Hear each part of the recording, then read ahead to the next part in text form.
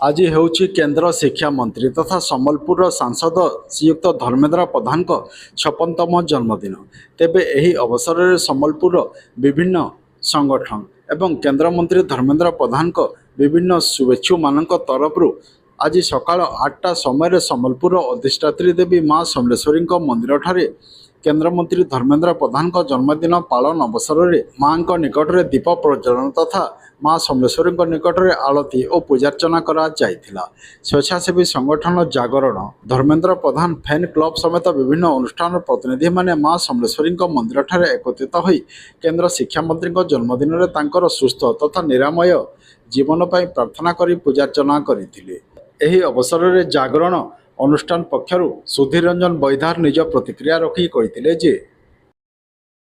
ओडिशार रत्न यशस्वी केन्द्र शिक्षा मंत्री श्री धर्मेन्द्र प्रधान 56तम जन्मदिवस से आमर जागरण स्वेच्छासेवी अनुष्ठान तरफ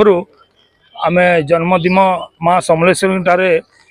महा आलती करी जन्मदिन पालन करूँ। माँ समलेश्वरी ठारे प्रार्थना करूँ कि आमर केन्द्र मंत्री धर्मेन्द्र प्रधान दीर्घायु कामना एवं स्वास्थ्य भल थाउ एवं तांको शक्ति प्रदान करंतु जेपरी सारा देश राष्ट्र एवं संबलपुर माटीर सेवा करने को भगवान आहरी शक्ति प्रदान करने आज आम माँ समलेश्वरी ठारे महा आलती करी तांकर जन्मदिन पालन करथिलु।